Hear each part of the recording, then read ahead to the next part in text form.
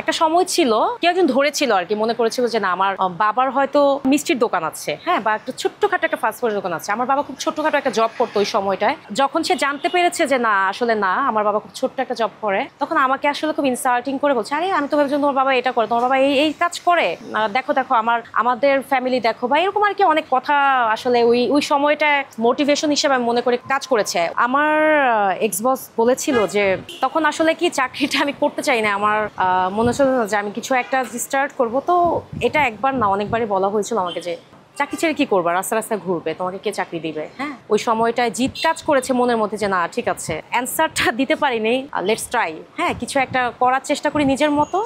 ওই যে যেটা বললাম যে কথা না কাজেই হচ্ছে হয়তো জবাব দিবে। ওই সময়টা খারাপ লেগেছে, বাট এখন মনে হয় যে না এটা আসলে আমার মোটিভেশন ছিল, যে ওই সময়টা আমি ওই কথাগুলো না শুনলে বা ফেস না করলে আসলে জিদ কাজ করতো না। বিয়ের ব্যাপারে যদি বলতে চাই যদি খুব জলদি বিয়ে করতাম তাহলে তো এই জায়গাটায় আসতে পারতাম না।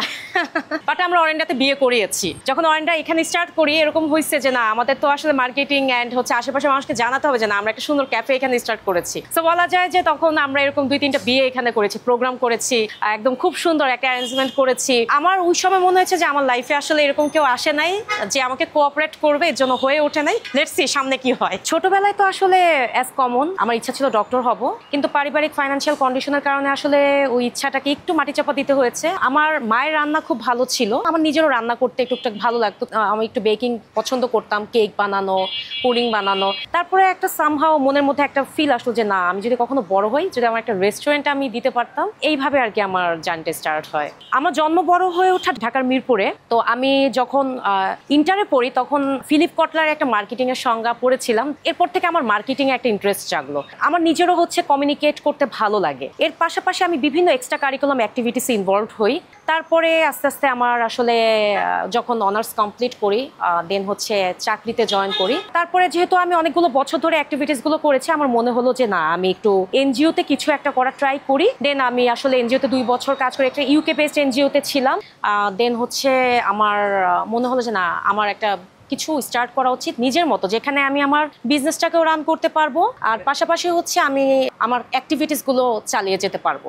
আমাদের সোসাইটিতে যখন একটা মানুষ ভলেন্টিয়ারিং কাজগুলো করে আশেপাশে থেকে অনেক কথা শুনতে হয়, বিশেষ করে হচ্ছে যদি একটু ফ্যামিলির ফাইন্যান্সিয়াল কন্ডিশন খারাপ থাকে তাদেরকে তো আরো বেশি শুনতে হয় যে নিজে চলতে পারো না আরেকজনকে কি চালাবা, বা হচ্ছে কি লাভ এইসব কাজ করে। তো আমাকে একটা সময় এগুলোর মধ্যে গোয়িং থ্রু করতে হয়েছে। তো আমার এই অ্যাক্টিভিটিসের থ্রুতেই আমার একজন খুব ভালো মানুষের সাথে পরিচয় হয়। ভাই আমার কাছে জানতে চেয়েছে যে তুমি আসলে কি করতে চাও, অ্যাজ তুমি তো জবে অনেক সাফার করছো, বা তোমার কি করতে ভালো লাগবে। তো আমি তখন বললাম যে ভাই আমি আসলে একটা বিজনেস করতে চাই। ওই সময় আসলে আমার মাথায় ছিল না যে এটা একটা ক্যাফে বা এরকম কিছু একটা হবে। তো আমার মনে হলো যে না আমি একটা ছোটখাটো করে একটা রেস্টুরেন্ট শুরু করতে চাই। তারপর আমাদের ছোট্ট একটা রেস্টুরেন্ট আমাদের জার্নিটা শুরু হয় মিরপুর 10 থেকে। যদি ওই ব্রাঞ্চটা এখন নেই, কিছু ইস্যুর কারণে আমাদের এটা ছেড়ে দিতে হয়েছে। ওই ছোট্ট রেস্টুরেন্ট থেকে আজকে অরেন্ডার একটা ক্যাফে, অ্যাজ আমরা গ্রিন প্রজেক্টের মধ্যে দিয়ে আমরা একটা ক্যাফেকে রান করছি।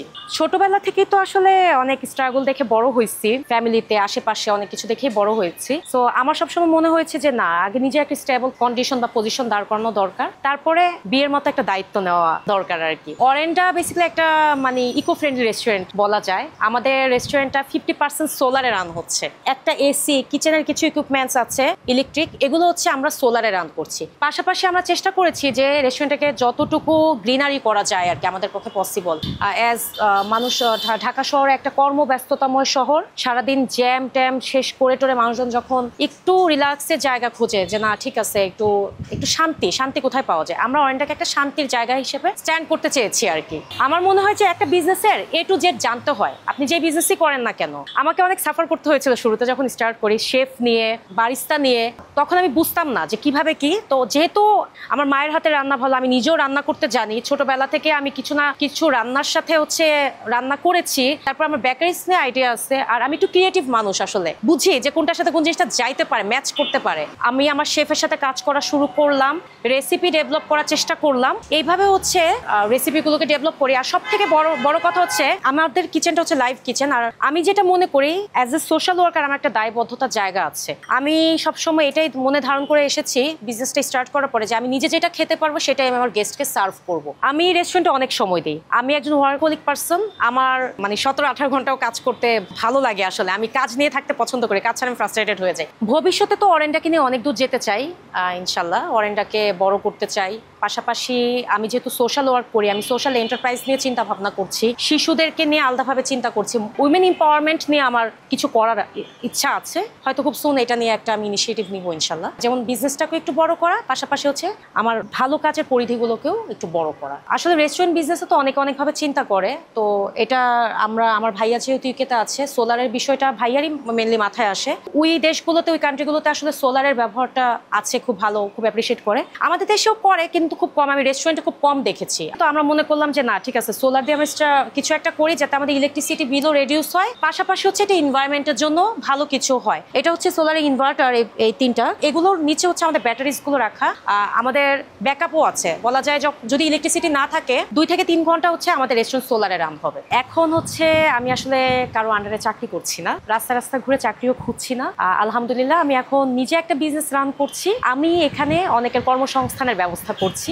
আমি হয়তো একটা এক্সপেক্টেড একটা জায়গায় পৌঁছেছি, ইনশাল্লাহ আমি আরো অনেক দূর যেতে চাই। শিশুদের নিয়ে আমি অনেক বছর ধরে কাজ করি, বাট আগে র্যান্ডমলি যেমন সবার জন্য কাজ করা হতো, বাট এখন হচ্ছে 3 থেকে 4 বছর ধরে স্পেসিফিক ভাবে আমি বিশেষ করে শিশুদের জন্য কাজ করি। এখানে আসলে কয়েকটা পয়েন্ট আছে শিশুদের জন্য কাজ করার। ফার্স্ট অফ অল হচ্ছে আমার মনে হয়েছে যে বিভিন্ন বয়সের মানুষের জন্য কাজ করলে, আমি যেহেতু কাজ করেছি দেখেছি অনেক সময় অনেকে হচ্ছে এটার একটা ফায়দা নেওয়ার চেষ্টা করেছে। যদি আমি একটা ঘটনা আপনাদেরকে শেয়ার করি, একটা 2021 সালে আমি একটা মহিলাকে খারাপ অবস্থায় দেখেছি। মানে সে অটো রিক্সা চালাতো ভাড়ায়, তো সামহাও মানে তার অটো রিক্সা আমার উঠা হয়েছিল। তো সে আমাকে বলেছিল যে তার হাজবেন্ড নাই, তার একটা ছেলে আছে, সে খুব কষ্ট করে এই অটোটা ভাড়ায় চালায়, যদি তাকে কেউ একটা অটো কিনে দিত তাহলে তার জন্য খুব ইজি হয়ে যেত। তো আমি ওই সময়টা হচ্ছে সামহাও এটা আমাকে খুব টাচ করে ফিল করে, যেহেতু আমি মানুষের জন্য কাজ করি কন্টিনিউয়াসলি, আমার মনে হলো যে না, আমি একটু কষ্ট করে হলো, ইন দ্যাট টাইম আমি আসলে জব করতাম, আমার একার পক্ষে আসলে একটা অটো কিনে দেওয়া পসিবল ছিল না। তারপরে আমি একটা ব্যাড কন্ডিশন থাকার পরে আমি মনে করেছি যে না ঠিক আছে,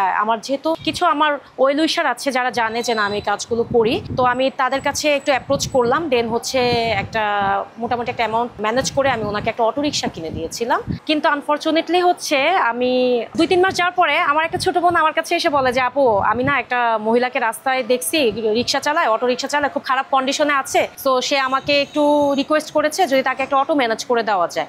যেহেতু ওরা জানতো আমি এই কাজগুলো করি, এর জন্য ওরা আমার কাছে অ্যাপ্রোচ করে। পরে আমি বললাম ঠিক আছে, এটা একটু চেষ্টা করা যায়, আমিও তো 2-3 মাস আগে এরকম একটা মহিলাকে অটো কিনে দিয়েছিলাম, এটা তো গুড ইনিশিয়েটিভ যে না পাশে থাকা। তারপরে হচ্ছে আমি বললাম যে তুমি একটু ওনার ডকুমেন্টসগুলো আমাকে দিও। পরে আমাকে দেখাইছিলাম, ও মাই গড, আমি তো ওনাকে 2-3 মাস আগে অটো কিনে দিয়েছিলাম। যেটাই হোক, আমি একটা সাস্টেইনেবল কিছু করতে চেয়েছিলাম, তো সামহাও ওইটা তখন আমাকে একটা নাড়া দিল। আমার মনে হলো যে না, এই জায়গাটা একটা বিট্রে করা হয়েছে। আর পাশাপাশি দেখা গেছে যে এমনও হয়েছে যে কোভিডে বাজার দিয়েছি কোনো ফ্যামিলিকে, একই ফ্যামিলির মানুষজন ঘুরে ফিরে এসে বাজার নেওয়ার চেষ্টা করতেছে, যে তারা জাস্ট নিজেদের কথাই চিন্তা করতেছে, আশেপাশের মানুষজনকে যে আমরা ওই বাজারগুলো দিব বা এটার বিষয়টা আসলে ভাবে নাই। তো এটা একটা কারণ যে মনে হলো যে না, এরকম একটা কিছু করি যারা হচ্ছে এটার একটা ফায়দা নিতে পারবে না। তারপরে আমার মনে হচ্ছে না, আমি শিশুদের জন্য কিছু করি, বিকজ শিশুরা ইনোসেন্ট অ্যান্ড ওরা হচ্ছে আমাদের ফিউচার জেনারেশন, অ্যান্ড ওদেরকে একটা সুন্দরভাবে গড়ে তুললে একটা সুন্দর ভবিষ্যৎ হবে। যারা অরফান রেস্ট, ওদের তো কেউই নাই, হ্যাঁ, সো ওদের জন্য আরো কঠিন। তো এর জন্য আমার মনে হলো যে না, আমি একটু